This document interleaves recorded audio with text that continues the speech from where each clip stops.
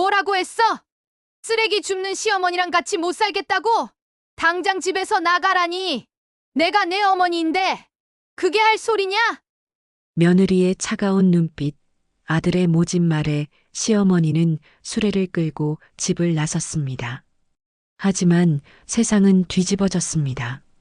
폐지를 줍던 그 손이 사실은 재개발 핵심 땅의 주인이었으니 천륜을 벌인 자식들에게 돌아올 것은 오직 몰락뿐이었습니다. 이야기 시작 전에 구독과 좋아요, 알림 설정 부탁드립니다.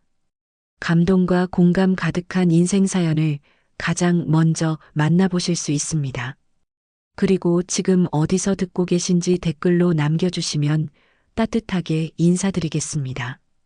자, 이제 오늘의 사연 속으로 들어가 볼까요? 새벽 5시 서울 변두리 낡은 주택가에서 박영희의 하루가 시작됩니다. 73세의 나이에도 영희는 매일 이 시간이면 어김없이 일어나 방 한 구석에 세워둔 낡은 접이식 카트를 끌고 거리로 나섭니다. 카트의 앞바퀴는 이미 고무가 반 이상 닳아서 아스팔트 위를 굴러갈 때마다 끼익끼익 거리는 소리를 냅니다. 뒷바퀴는 아예 축이 휘어져서 제대로 굴러가지도 않죠. 하지만 영희에게는 이 모든 것이 10년 넘게 함께해온 동반자의 특징일 뿐입니다. 오늘은 날씨가 좋네. 분명 좋은 것들이 많이 나와 있을 거야. 영희는 혼잣말을 하며 카트를 밀고 첫 번째 목적지인 대림 아파트 단지로 향합니다. 이른 새벽 거리는 아직 고요하지만 영희의 발걸음만큼은 경쾌합니다. 오랜 경험으로 터득한 최적의 동선을 따라 움직이는 영희의 모습에는 프로의 자부심이 묻어납니다.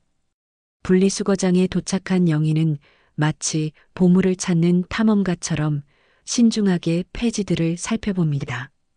이건 코팅된 종이라 값이 안 나고 이건 습기가 차서 안 되겠네. 아, 이거는 아주 좋은 것 같은데? 능숙한 손길로 골판지, 신문지, 책들을 분류하는 모습은 가히 예술적입니다. 특히 깨끗한 상태의 교과서나 소설책을 발견할 때면 영희의 눈이 반짝입니다. 할머니, 벌써 나오셨어요? 아침 조깅을 나온 젊은 회사원이 영희에게 인사를 건넵니다. 도연이 아빠네요.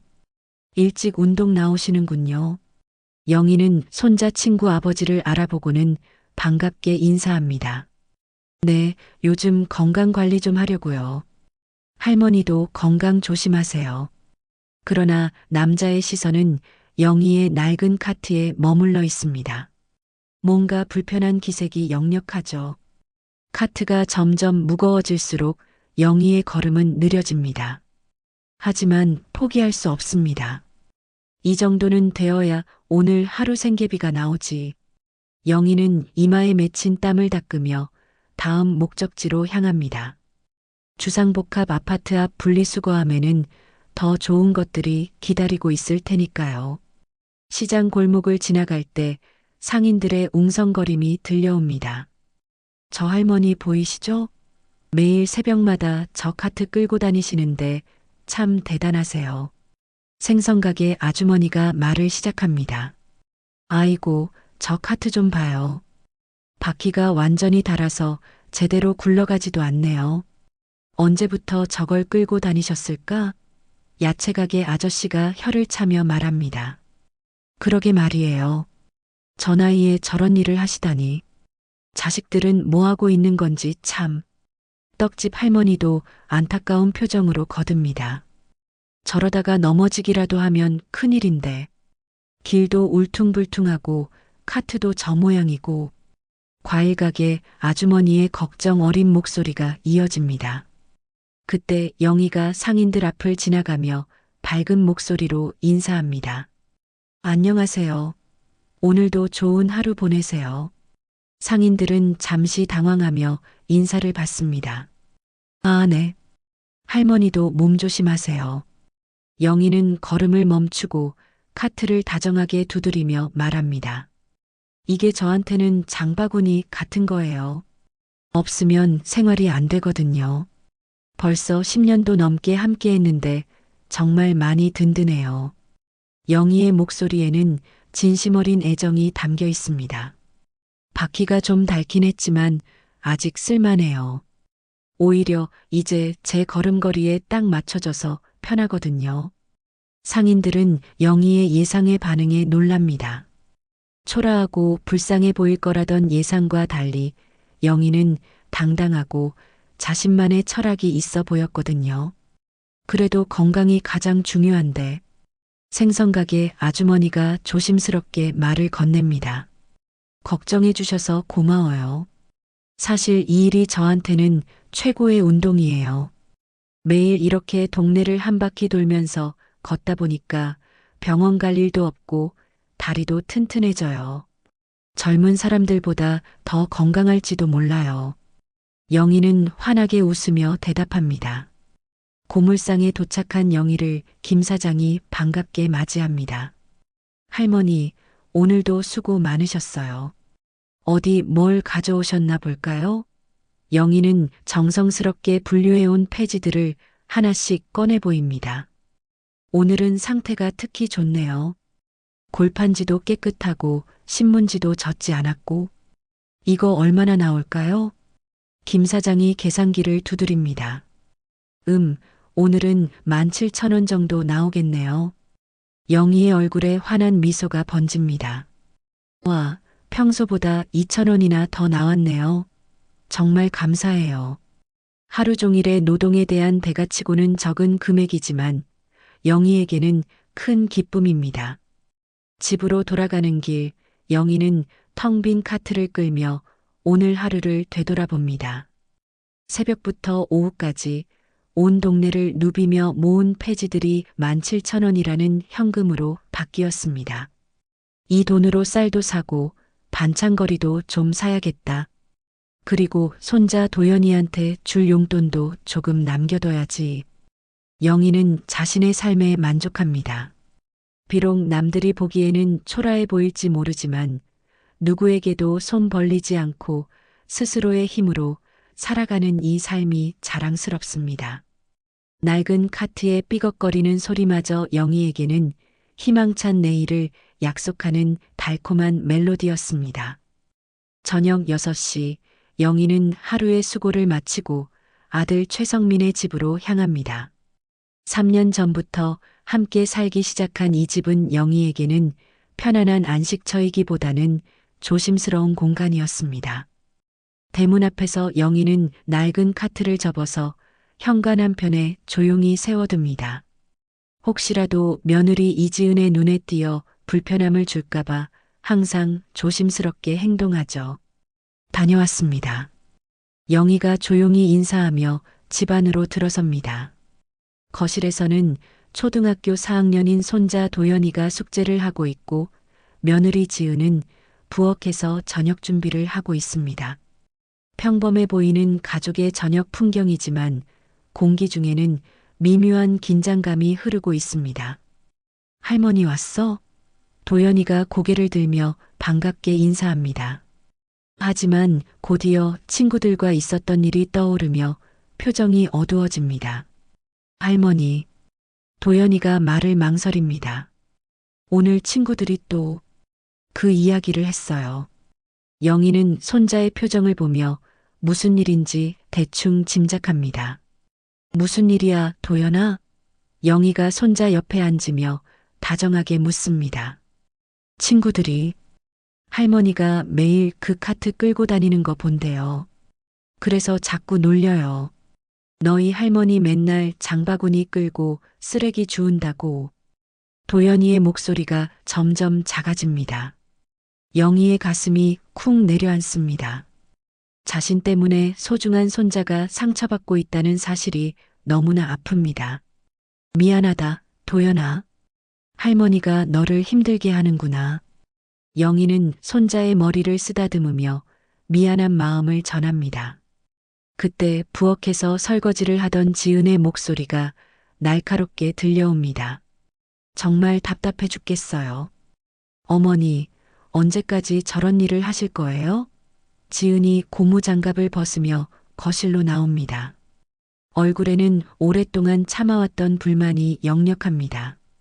지은아, 목소리 좀. 영희가 조용히 말하려 하지만 지은은 멈추지 않습니다. 도연이가 학교에서 얼마나 창피해하는지 아세요? 친구들이 뭐라고 하는지 아세요? 지은의 목소리가 점점 높아집니다.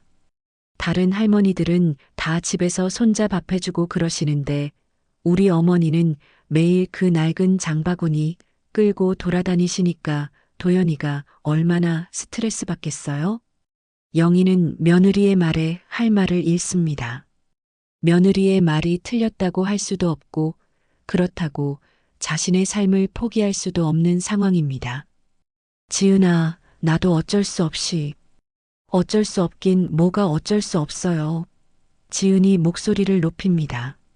어머니, 이런 걸 들고 다니니까 도연이가 창피를 당하는 거예요. 친구들 앞에서 고개도 못 들고 다니는 거라고요. 지은은 현관에 세워둔 영희의 카트를 손가락으로 가리키며 얼굴을 찡그립니다. 마침 회사에서 돌아온 성민이 이 광경을 목격합니다. 현관에서 신발을 벗으며 상황을 파악한 성민의 표정도 좋지 않습니다. 또 무슨 일이야? 성민이 피곤한 표정으로 묻습니다. 여보, 좀 말려줘요. 어머니가 언제까지 저런 일을 하실 거냐고요. 도연이가 학교에서 놀림당하는 것도 모르시나 봐요. 지은이 남편에게 하소연합니다. 성민은 잠시 말없이 어머니와 아내를 번갈아 바라봅니다. 엄마. 성민이 무거운 목소리로 입을 엽니다. 지은이 말도 일리가 있어요. 도연이가 친구들한테 놀림당하는 게 사실이라면. 영희는 아들의 말에 더욱 움츠러듭니다. 가족들 모두가 자신 때문에 힘들어한다는 생각이 들자 눈시울이 붉어집니다. 성민아, 엄마가 이렇게라도 안 하면 어떻게 살아? 영희가 떨리는 목소리로 말합니다. 나도 너희한테 짐이 되고 싶지 않아서 이렇게라도 하는 거잖니. 하지만 성민의 표정은 돌처럼 굳어 있습니다. 엄마, 솔직히 말씀드릴게요. 성민이 차가운 목소리로 말합니다. 이렇게 사는 것보다는 그냥 따로 사시는 게 서로한테 좋을 것 같아요. 영희는 아들의 말에 충격을 받습니다. 결국은 이 말을 하는구나 싶어 마음이 무너집니다. 성민아, 그게 무슨 말이야? 영희가 떨리는 목소리로 묻습니다. 엄마, 저희도 참 힘들어요. 지은이도 스트레스 받고 도연이도 힘들어하고 이런 식으로는 모두가 불행해져요. 성민의 말은 냉정하지만 단호합니다. 도연이가 울음을 터뜨립니다. 아빠, 그러지 마요. 할머니는 우리 가족인데. 하지만 성민은 아들의 말에도 흔들리지 않습니다. 도연아, 이게 다 너를 위한 일이야. 할머니도 편하게 지내실 수 있고 우리도 편해질 수 있어. 영희는 더 이상 참을 수 없었습니다. 알겠다. 내가 나갈게. 영희가 일어서며 말합니다. 너희들이 편하게 살 수 있도록 내가 나가겠어. 영희는 방으로 들어가 간단한 짐을 꾸리기 시작합니다. 오랫동안 정들었던 이 집을 떠날 생각을 하니 눈물이 납니다. 1시간 후 영희는 작은 가방 하나와 낡은 카트를 끌고 집을 나섭니다. 현관에서 도연이가 울며 매달립니다. 할머니, 가지 마세요. 제가 친구들한테 뭐라고 들어도 괜찮아요. 하지만 영희는 손자를 달래며 집을 나섭니다. 뒤에서 성민과 지은은 미안한 듯 하면서도 안도하는 표정으로 지켜볼 뿐입니다. 밤거리를 걸으며 영희는 눈물을 흘립니다. 가족에게 짐이 되지 않으려고 노력했는데 결국은 쫓겨나는 신세가 되었습니다. 낡은 카트만이 영희의 유일한 동반자가 되었습니다. 이제 정말 혼자구나. 영희는 카트를 끌며 어둠 속으로 사라져갑니다. 집에서 쫓겨난 지 일주일이 지났습니다. 영희는 동네 고시원에서 월세 30만 원짜리 작은 방을 얻어 새로운 생활을 시작했습니다. 방은 겨우 2평 남짓한 크기의 화장실도 공용이지만 영희에게는 그나마 안식처였습니다. 다행히 카트는 방 한편에 세워둘 수 있어서 다행이었죠. 할머니, 혼자 사시게 됐다면서요? 고시원 관리인 아주머니가 걱정스러운 목소리로 묻습니다. 네, 그게 서로에게 좋을 것 같아서요. 영희는 담담하게 대답하지만 속마음은 복잡합니다. 가족들과 떨어져 사니 한편으로는 눈치 보지 않아도 되어 편하지만 외로움은 더욱 깊어만 갑니다. 새벽 5시 영희는 여전히 카트를 끌고 폐지를 주우러 나갑니다. 이제는 더 이상 가족들 눈치를 볼 필요가 없어서 오히려 일에 더 집중할 수 있게 되었습니다. 오늘은 어디서 좋은 게 나올까? 영희는 혼잣말을 하며 첫 번째 목적지로 향합니다. 그런데 오늘 분리수거장에서 예상치 못한 일이 벌어집니다. 평소보다 일찍 나온 도연이와 마주친 것입니다. 학교 가기 전에 할머니를 보려고 일부러 이른 시간에 나온 거죠. 할머니, 도연이가 반갑게 달려옵니다. 도연아, 이렇게 일찍 웬일이야? 영희는 손자를 보자 반가우면서도 마음이 아픕니다. 할머니 보고 싶어서요. 집에서 나가신 후로 계속 궁금했어요. 도연이의 말에 영희의 눈시울이 붉어집니다. 할머니, 다시 집으로 돌아오세요. 제가 아빠한테 말할게요. 도연이가 간절한 목소리로 부탁합니다. 하지만 영희는 고개를 저어야 합니다. 도연아, 할머니는 이렇게 사는 게 더 좋아. 너희들도 편하고 할머니도 편해. 그때 도연이 친구들이 나타납니다. 도연아, 누구랑 이야기해?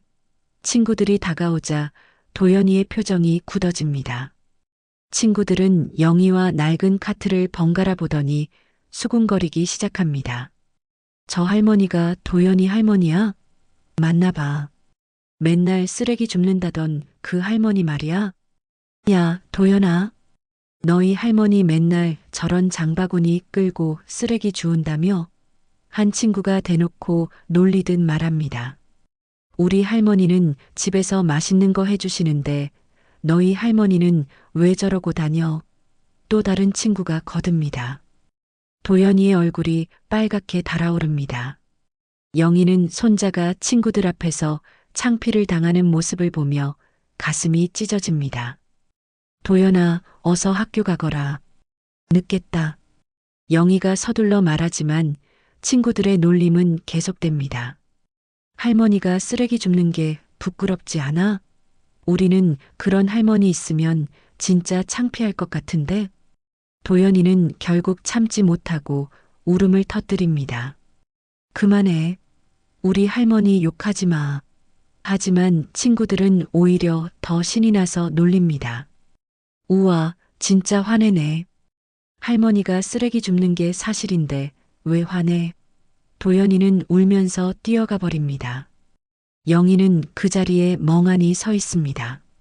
자신 때문에 소중한 손자가 이런 고통을 받고 있다는 사실이 너무나 괴롭습니다. 내가 정말 손자에게 짐이 되는구나. 영희는 무거운 발걸음으로 카트를 끌며 그 자리를 떠납니다.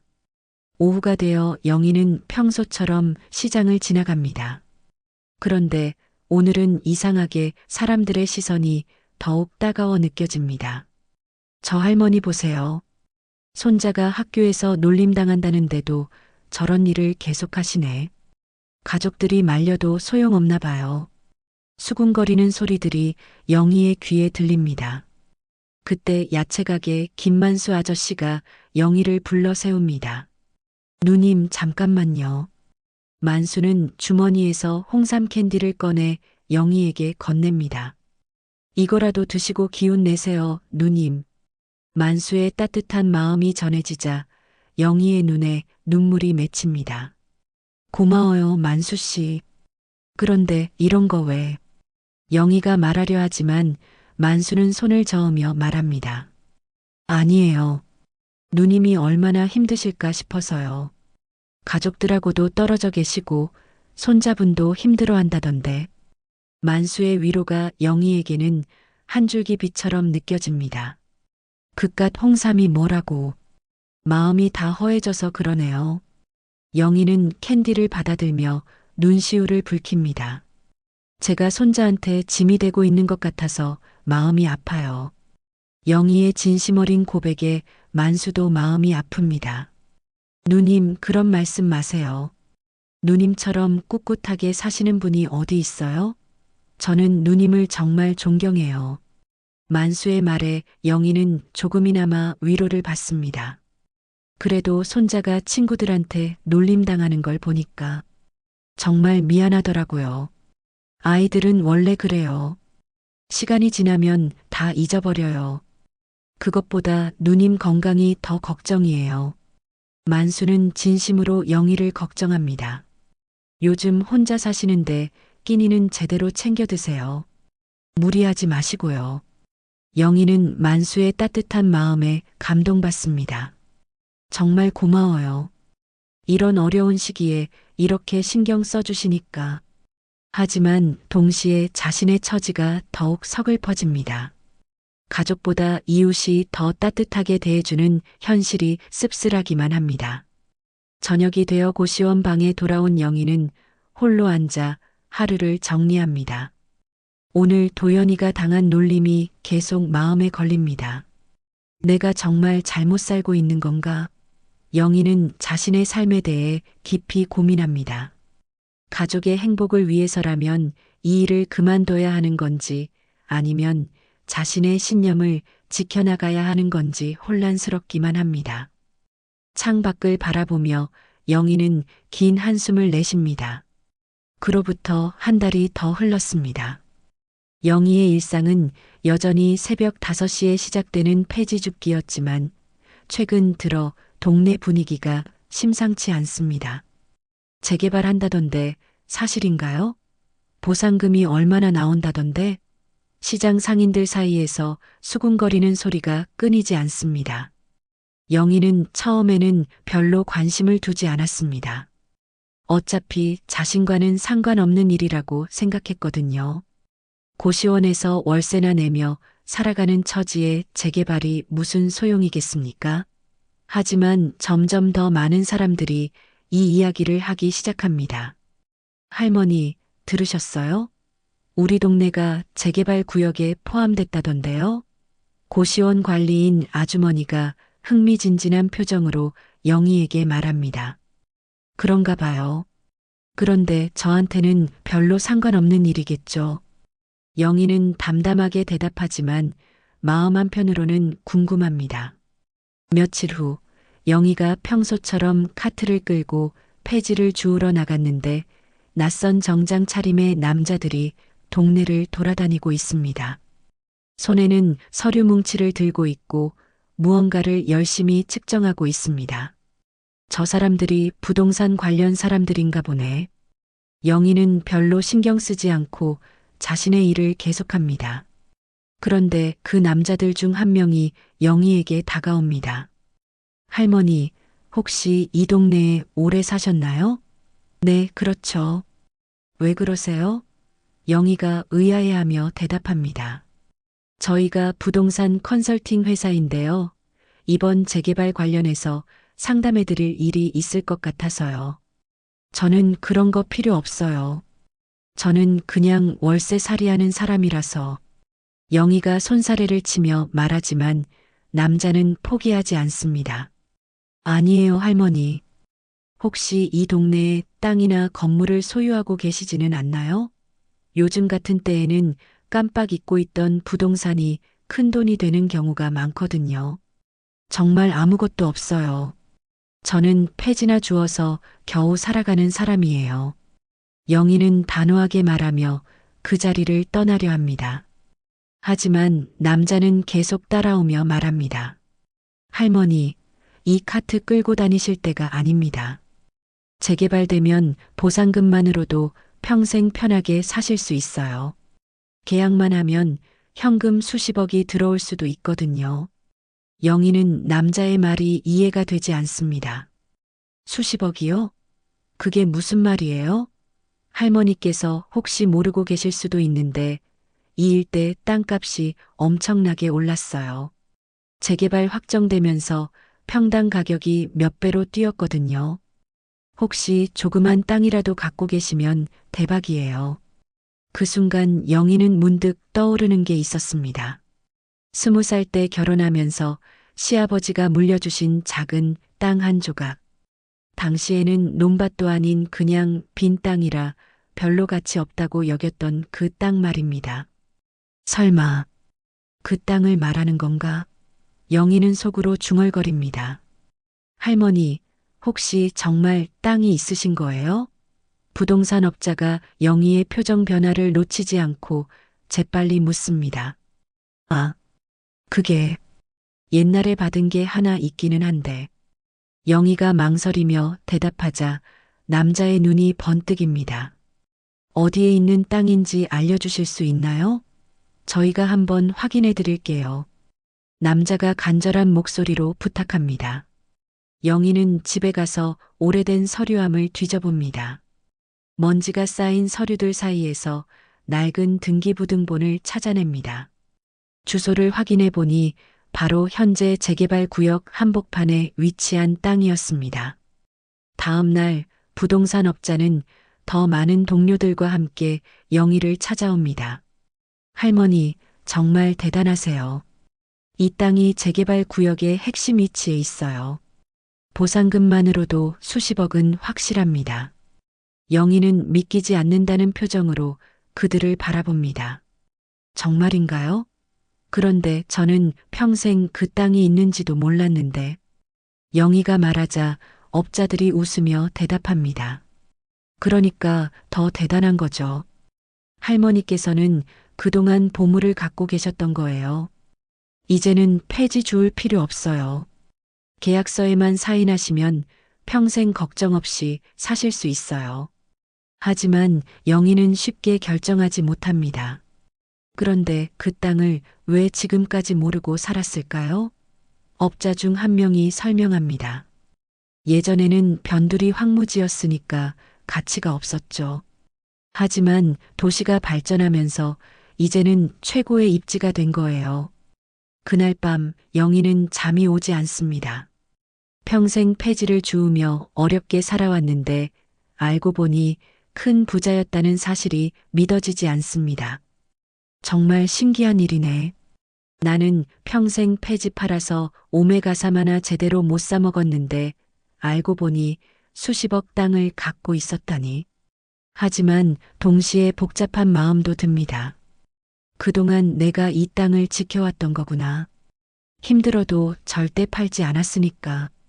영희는 문득 깨닫습니다. 가난하다고 해서 함부로 물려받은 재산을 처분하지 않았던 자신의 선택이 결국 큰 결실을 맺은 거라고 말입니다. 나는 평생 폐지 팔아 오메가3 하나 제대로 못 사 먹었어도 땅은 절대 팔지 않았다. 영희는 자신에게 다짐합니다. 이 땅을 어떻게 활용할지는 신중하게 결정해야겠지만 함부로 넘겨서는 안 된다는 생각이 듭니다. 이 땅에는 분명히 더 큰 의미가 있을 거라는 확신이 서기 때문입니다. 영희가 땅 소유주라는 소식은 동네에 삽시간에 퍼져나갔습니다. 그동안 매일 낡은 카트를 끌고 폐지를 주우던 할머니가 알고 보니 수십억대 땅 부자였다는 사실에 모든 사람들이 경악했습니다. 특히 이 소식을 들은 성민과 지은의 반응은 가히 충격적이었습니다. 여보, 이게 정말 사실이야? 지은이 떨리는 목소리로 남편에게 묻습니다. 동네 부동산에서 확인한 결과 영희의 땅은 재개발 구역의 가장 핵심 위치에 있었고 예상 보상금은 무려 50억 원에 달했습니다. 어머니가 정말 그런 땅을 갖고 계셨다고? 성민도 믿기지 않는다는 표정입니다. 엄마가 그런 걸 숨기고 계셨을 리는 없을 텐데 아마 본인도 모르셨던 것 같아. 하지만 지은의 생각은 달랐습니다. 설마 정말 몰랐을까요? 어쩌면 일부러 숨기고 계셨던 건 아닐까요? 그날 저녁 성민과 지은은 도연이와 함께 영희를 찾아갑니다. 고시원 앞에서 영희가 카트를 끌고 돌아오는 모습을 보자 지은의 마음은 더욱 복잡해집니다. 정말 이상해요. 그렇게 큰 땅을 갖고 계시면서 왜 계속 저런 일을 하셨을까요? 할머니, 도연이가 먼저 달려가 영희를 안습니다. 도연아, 웬일이야? 아빠, 엄마랑 같이 왔네? 영희는 반가우면서도 의아해합니다. 한 달 전에 집에서 나올 때와는 분위기가 완전히 달라졌거든요. 어머니, 안녕하세요. 성민이 어색하게 인사합니다. 예전의 차가운 태도와는 정반대로 조심스러워하는 모습입니다. 어머니, 저희가 그 이야기 들었어요. 지은이 눈치를 보며 말합니다. 무슨 이야기? 영희가 물어보자 성민이 대답합니다. 어머니가 큰 땅을 갖고 계시다는 이야기요. 재개발로 보상금이 엄청날 거라던데. 성민의 말에 영희는 한숨을 깊게 쉽니다. 결국 이것 때문에 찾아온 거구나 싶어 마음이 씁쓸해집니다. 그래, 그런 게 있다더라. 영희가 담담하게 대답하자 지은의 얼굴이 밝아집니다. 어머니, 그럼 이제 정말 편하게 사실 수 있겠네요. 더 이상 이런 힘든 일 안 하셔도 되고. 하지만 영희는 여전히 무표정입니다. 엄마, 저희가 정말 잘못했어요. 성민이 갑자기 무릎을 꿇습니다. 어머니를 집에서 내보낸 것도, 힘든 일 하시는 걸 말린 것도 다 저희가 잘못이었어요. 지은도 따라서 무릎을 꿇으며 눈물을 흘립니다. 어머니, 앞으로는 저희가 정말 잘해드릴게요. 지은이 울먹이며 말합니다. 이제는 저희가 모실게요. 병원도 모시고 다니고 좋은 음식도 해드리고. 성민의 말에 영희는 씁쓸한 미소를 짓습니다. 갑자기 왜 이래? 한 달 전만 해도 나보고 따로 살라고 하지 않았니? 그때는 저희가 정말 몰랐어요. 어머니가 이렇게 대단한 분인 줄. 지은이 변명하듯 말하지만 영희는 고개를 젓습니다. 대단한 게 뭐야? 땅이 있다고 해서 내가 달라진 게 있나? 그때 도연이가 끼어듭니다. 할머니, 이제 친구들이 놀리지 못할 거예요. 할머니가 진짜 부자라는 걸 알면 모두 깜짝 놀랄 거예요. 순수한 손자의 말에 영희의 마음이 더욱 아픕니다. 며칠 후 성민과 지은은 더욱 적극적으로 나섭니다. TV 프로그램 제작진까지 섭외해서 영희를 효자 자랑 프로그램에 출연시키려 합니다. 어머니, 이 프로그램 나가시면 정말 좋을 것 같아요. 저희 가족의 아름다운 이야기를 전국에 알릴 수 있잖아요. 무슨 아름다운 이야기? 너희들이 나를 집에서 쫓아낸 이야기 말이야? 영희가 날카롭게 반박하지만 지은은 포기하지 않습니다. 그건 오해였어요. 사실은 어머니의 독립심을 존중해드린 거였다고 하면 돼요. 결국 영희는 마지못해 촬영에 응합니다. 스튜디오에서 사회자가 질문합니다. 어머니, 아드님 부부가 정말 효자, 효부시라면서요? 그 순간 영희의 참았던 감정이 폭발합니다. 영희가 단호하게 말합니다. 스튜디오가 순간 조용해집니다. 진짜 효도는 어머니가 힘들 때 곁에 있어주는 거예요. 돈이 없을 때도 같은 마음으로 대해주는 게 효도거든요. 성민과 지은의 얼굴이 하얗게 질립니다. 제가 폐지를 주울 때는 창피하다며 집에서 내쫓더니 땅이 있다는 걸 알고 나서는 갑자기 효자 행세를 하네요. 영희의 폭로에 전국의 시청자들이 충격을 받습니다. 어머니, 그게... 성민이 변명하려 하지만 영희는 계속 말합니다. 진심이 있어야 효도지. 돈을 보고 하는 게 무슨 효도예요?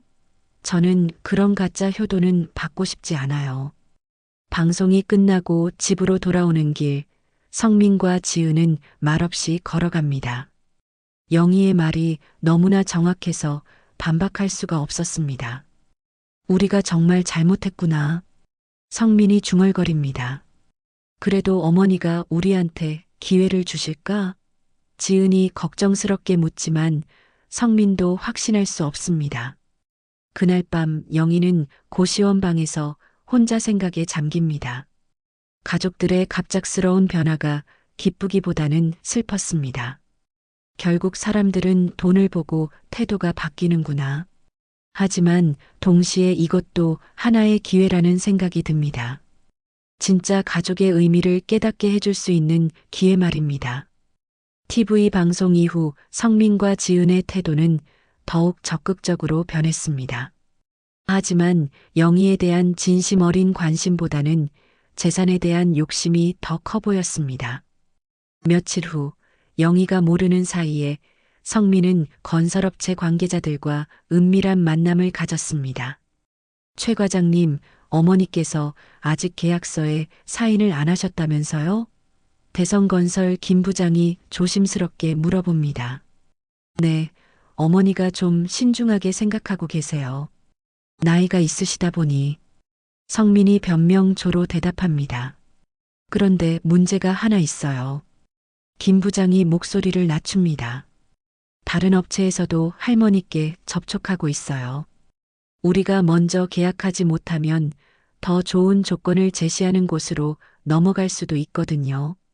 성민의 표정이 굳어집니다. 그럼 어떻게 해야 하죠? 간단해요. 가족분이 먼저 설득하시면 돼요. 어머니께서 직접 사인하시기 어려우시면 가족 명의로라도 일단 계약서를 작성해 놓으시고요. 그게 가능한가요? 성민이 관심을 보이자 김 부장이 미소를 짓습니다. 물론이죠. 어차피 나중에 어머니께서 승인하시면 되는 거니까. 지금은 일단 기회를 놓치지 않는 게 중요해요. 보상금도 지금이 최고치예요. 지은도 이 대화에 귀를 기울입니다. 정말 보상금이 줄어들 수도 있나요? 네, 재개발 사업이 지연되면 여러 변수가 생기거든요. 지금 계약하시면 확실히 50억은 보장되지만 나중에는 30억으로 줄어들 수도 있어요. 성민과 지은은 서로 눈빛을 교환합니다. 그럼 일단 가계약서라도 써놓는 게 좋겠네요. 성민이 결심한 듯 말합니다. 현명한 판단이세요. 어머니를 위한 일이기도 하고요. 김 부장이 만족스러워합니다. 하지만 이 모든 계획을 영희가 모를 리 없었습니다. 시장에서 야채를 사던 중 김만수로부터 이상한 소식을 들었기 때문입니다. 누님, 혹시 아드님이 건설회사 사람들과 자주 만난다는 거 아세요? 무슨 말이야, 만수 씨? 영희가 의아해하며 묻습니다. 글쎄요, 제 친구가 그 회사에서 일하는데 누님 땅 관련해서 벌써 계약서 초안이 나왔다고 하더라고요. 그런데 이름이 아드님 명의로 되어 있다던데. 영희는 순간 머리가 띵해집니다. 성민이 명의로? 네, 그래서 이상하다 싶어서 말씀드리는 거예요. 혹시 누님께서 허락하신 일인가요? 만수의 질문에 영희는 고개를 젓습니다. 아니야, 나는 그런 이야기 들은 적 없어.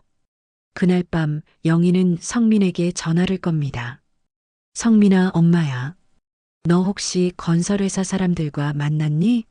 전화 너머로 성민의 당황하는 기색이 느껴집니다. 아, 그게 엄마를 위해서 알아보고 있는 거예요. 나를 위해서? 내 동의도 없이? 영희의 목소리가 날카로워집니다. 엄마, 오해하지 마세요. 좋은 조건인지 확인해 보려고 그런 거예요. 성민이 변명하지만 영희는 이미 다 알고 있습니다. 성민아, 엄마가 바보 같아 보이니? 영희가 단호하게 말합니다. 내 이름도 모르고 계약서를 써놓겠다고? 그게 나를 위한 일이야? 성민은 할 말을 잃습니다. 다음 날 아침 영희는 카트를 끌고 평소보다 일찍 나갑니다. 하지만 오늘은 폐지를 주우러 나간 게 아닙니다. 직접 건설회사 사무실로 가서 확인하려는 것입니다. 할머니, 웬일로 오셨어요? 김 부장이 당황하며 맞이합니다. 내 땅 관련해서 계약서가 나왔다던데 한번 보여주세요. 영희의 당당한 요구에 김 부장은 어쩔 수 없이 서류를 꺼냅니다. 계약서의 계약자란에는 정말로 성민의 이름이 적혀 있었습니다. 이게 뭐예요? 내 동의도 없이 내 아들 이름으로 계약서를 써놨다고요? 영희의 목소리가 사무실 전체에 울려 퍼집니다. 할머니, 이건 그냥 임시로. 김 부장이 변명하려 하지만 영희는 들어주지 않습니다. 임시든 뭐든 내 허락 없이 이런 일을 할 수 있나요? 이거 사기 아니에요? 영희의 분노에 주변 직원들이 수군거리기 시작합니다. 할머니, 조용히 이야기해요. 사람들이 다 보잖아요. 조용히 할 게 뭐 있어요? 내가 폐지 줍는 수모를 당해도 카트 끌며 지킨 땅을 이런 식으로 뺏으려고 하는 사람들한테 조용히 할 필요 없어요. 영희의 외침에 사무실이 술렁입니다. 그때 성민이 급하게 사무실로 들어옵니다. 엄마, 여기서 뭐 하세요? 뭐 하긴, 내 땅을 내 멋대로 팔려고 하는 걸 확인하러 왔지. 영희가 계약서를 들고 성민 앞으로 다가갑니다. 엄마, 이건 오해예요. 성민이 변명하려 하지만 영희는 계약서를 찢어버립니다. 오해? 내 동의도 없이 계약서에 내 이름을 써넣는 게 오해야? 찢어진 계약서 조각들이 바닥에 흩어집니다. 내가 폐지 줍는 수모를 당해도 카트 끌며 지킨 땅을 너희에게 넘기지 않는다. 영희의 선언에 사무실이 조용해집니다. 이 땅은 내가 평생 지켜온 거야. 돈 때문에 함부로 처분할 생각 없어. 그때 김만수가 사무실로 들어옵니다. 누님 괜찮으세요? 만수는 영희의 편에 서서 말합니다. 제가 증인 되어 드릴게요. 그깟 돈보다 누님 같은 분이 진짜 부자예요. 만수의 지지에 영희는 힘을 얻습니다. 영희는 성민을 똑바로 바라보며 말합니다. 성민아, 내가 진짜 효도를 하고 싶다면 이런 식으로 하지 마라. 엄마를 속이고 뒤에서 음모 꾸미는 게 효도가? 성민은 고개를 들 수 없습니다. 사무실을 나서며 영희는 마지막으로 말합니다. 내 땅은 내가 결정한다. 누구도 강요할 수 없어. 영희의 당당한 모습에 지켜보던 사람들이 박수를 칩니다. 진짜 땅 주인의 위엄을 보여준 순간이었습니다. 건설회사 사무실에서 벌어진 일은 삽시간에 동네 전체로 퍼져나갔습니다. 폐지 줍는 할머니가 자신의 땅을 지키기 위해 아들과 건설회사를 상대로 당당하게 맞선 이야기는 사람들에게 큰 감동을 주었습니다. 하지만 정작 성민과 지은은 이 일로 인해 큰 충격에 빠져 있었습니다. 여보, 우리 정말 잘못했어요. 지은이 눈물을 흘리며 성민에게 말합니다. 어머니가 우리를 얼마나 실망하셨을까요? 성민도 고개를 숙이고 있습니다. 내가 너무 욕심을 부렸나 봐. 엄마를 진심으로 생각한 게 아니라 돈만 생각했으니까.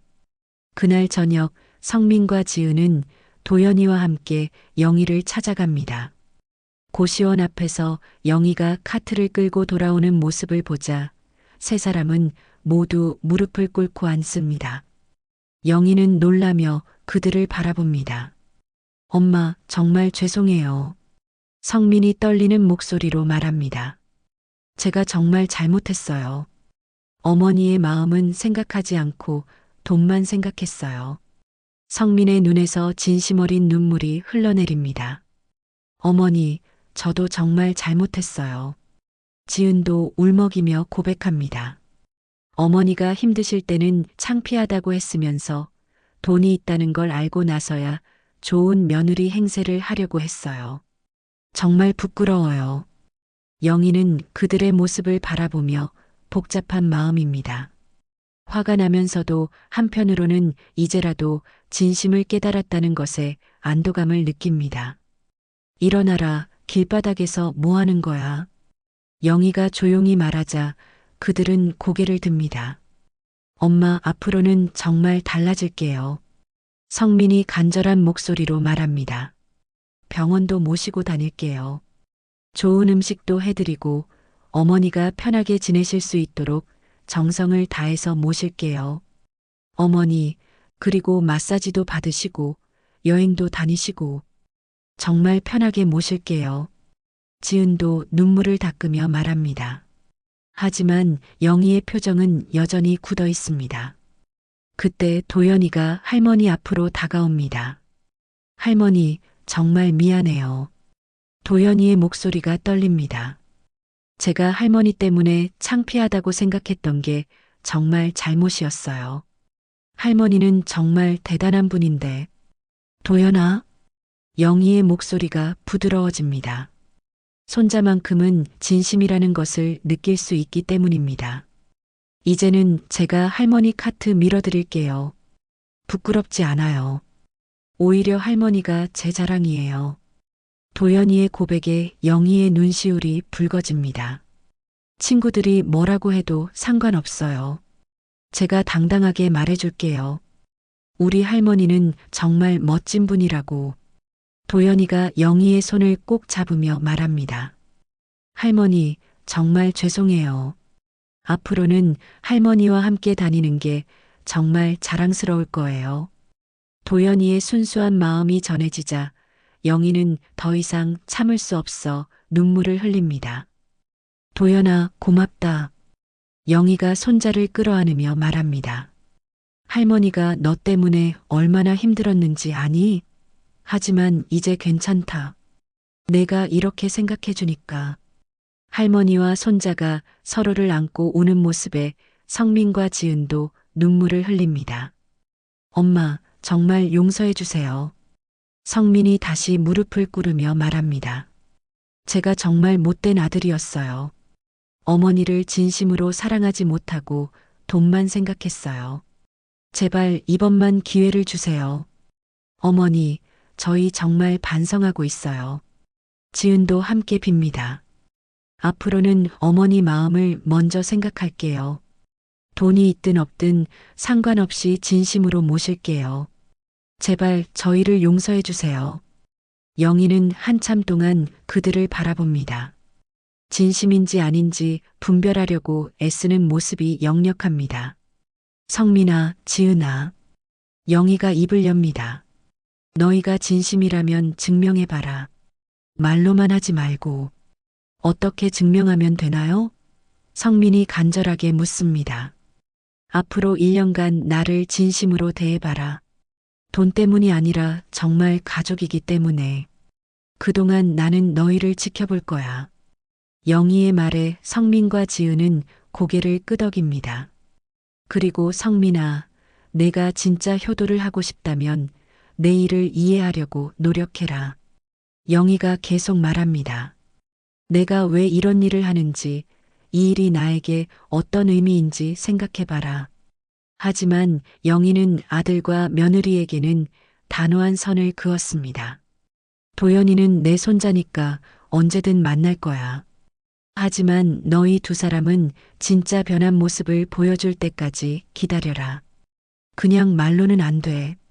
성민과 지은은 영희의 말에 절망하지만 포기하지 않겠다고 다짐합니다. 엄마, 저희가 꼭 증명해 보일게요. 진짜 효도가 뭔지 보여드릴게요. 어머니, 정말 열심히 노력할게요. 돈 때문이 아니라 진심으로요. 그날 밤 영희는 도연이와 단둘이 시간을 보냅니다. 할머니, 정말 미안해요. 제가 할머니를 부끄러워했던 게 가장 잘못이었어요. 도연이의 진심 어린 사과에 영희는 손자를 꼭 안아줍니다. 도연아, 할머니가 너를 정말 사랑한다. 내가 이해해주니까 할머니가 정말 기뻐. 하지만 성민과 지은에 대해서는 여전히 마음을 열지 않습니다. 진정한 변화를 보여달라는 영희의 요구 앞에서 그들은 이제 진짜 시험을 받게 되었습니다. 과연 그들이 돈이 아닌 진심으로 영희를 대할 수 있을지 모든 것이 지켜봐야 할 일이 되었습니다. 그로부터 석 달이 흘렀습니다. 성민과 지은은 정말로 변한 모습을 보여주기 위해 노력했습니다. 매일 영희의 고시원을 찾아가 안부를 묻고 건강에 좋은 음식을 해서 가져다 드리고 병원 갈 일이 있으면 차로 모시고 다녔습니다. 하지만 영희는 여전히 그들에게 마음을 완전히 열지 않았습니다. 엄마, 오늘도 미역국 끓여왔어요. 드시고 기운 내세요. 지은이 정성스럽게 준비한 음식을 가져오며 말합니다. 고마워. 영희는 담담하게 받아들이지만 예전처럼 따뜻한 반응은 보이지 않습니다. 영희는 여전히 매일 새벽 5시에 일어나 카트를 끌고 폐지를 주우러 나갑니다. 이제는 경제적 필요 때문이 아니라 자신만의 철학과 신념 때문입니다. 이 일이 내게는 단순한 생계수단이 아니야. 내 삶의 일부이고 내 자존심이거든. 어느 날 영희는 중대한 결정을 내립니다. 재개발 보상금을 받기로 한 것입니다. 하지만 그 돈을 자신을 위해 쓸 생각은 없었습니다. 영희는 김만수와 함께 변호사 사무실을 찾아갑니다. 할머니, 정말 이렇게 하시는 게 맞나요? 변호사가 서류를 검토하며 묻습니다. 네, 맞습니다. 재개발 보상금 중 일부로 장학재단을 만들고 싶어요. 영희의 목소리는 확신에 차 있습니다. 나처럼 늙어도 카트 끌며 사는 사람은 없어야 해요. 어려운 환경에 있는 노인분들과 공부하고 싶어도 형편이 어려운 아이들을 도와주고 싶어요. 영희의 말에 변호사도 감동받습니다. 며칠 후 영희의 장학재단 설립 소식이 지역신문에 크게 보도됩니다. 폐지 줍던 할머니 수십억 재산으로 장학재단 설립. 기사를 본 사람들은 모두 영희의 고결한 뜻에 감탄합니다. 시장 상인들도 영희의 결정을 크게 칭찬합니다. 역시 우리 누님이에요. 돈을 어떻게 써야 하는지 제대로 아시는구나. 김만수가 자랑스러워하며 말합니다. 저런 분이야말로 진짜 부자죠. 성민과 지은도 이 소식을 듣고 충격을 받습니다. 어머니가 그 큰 돈을 다 기부하신다고? 지은이 믿기지 않는다는 표정으로 말합니다. 우리는 한 푼도 안 주시면서? 하지만 성민은 지은을 말립니다. 그래도 어머니 뜻이시니까 존중해야지. 영희는 도연이만큼은 특별히 챙깁니다. 손자의 교육을 위해 좋은 학용품을 사주고 건강을 위해 오메가사마, 홍삼도 정기적으로 사다 줍니다. 할머니, 저는 이런 거 안 사주셔도 돼요. 할머니가 건강하게 계시는 게 더 좋아요. 도연아, 할머니가 너만큼은 제대로 챙겨주고 싶어? 내가 건강하게 자라는 게 할머니 기쁨이거든. 영희는 손자에게만큼은 아낌없는 사랑을 보여줍니다. 도연이도 이제는 정말로 할머니를 자랑스러워합니다. 어느 일요일 도연이가 친구들과 함께 영희를 찾아옵니다. 할머니, 친구들이 할머니 보고 싶다고 해서 데려왔어요. 예전에 영희를 놀렸던 그 친구들이었습니다. 하지만 이제 그들의 태도는 완전히 달라졌습니다. 할머니, 안녕하세요. 친구들이 정중하게 인사합니다. 저희가 예전에 정말 잘못했어요. 도연이 할머니가 이렇게 훌륭한 분인 줄 몰랐어요. 아이들의 진심 어린 사과에 영희는 미소를 짓습니다. 괜찮다, 아이들아. 너희가 이제 알았으면 됐어. 영희는 아이들에게 간식을 나눠주며 말합니다. 할머니, 저희도 나중에 할머니처럼 착한 사람이 될 수 있을까요? 한 아이가 순수하게 묻습니다. 물론이지. 너희도 다른 사람을 도와주는 마음만 있으면 돼. 돈이 많고 적은 건 중요하지 않아. 영희의 말에 아이들이 고개를 끄덕입니다. 한편 성민과 지은은 점점 더 절망적이 됩니다. 아무리 노력해도 영희가 마음을 열어주지 않기 때문입니다.